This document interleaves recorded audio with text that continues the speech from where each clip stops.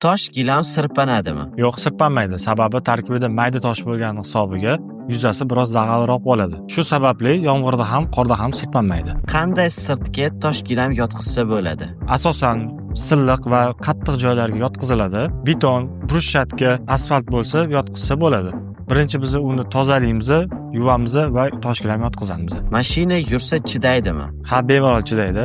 Mahsulotimiz juda ham chidamli. Hattoki avtoturargohga ham yotqizsangiz bo'ladi. Mahsulotimiz 20-25 tonnagacha yuk ko'taradi. Toshkent aeroportidagi SIP zonada yotqizilgan tosh gilam nega buzilib ketgan? Sababi Rossiyadan kelgan mutaxassislar bizni iqlimga mos kelmagan, ya'ni bir komponentli epoksidli klaydan foydalanishgan.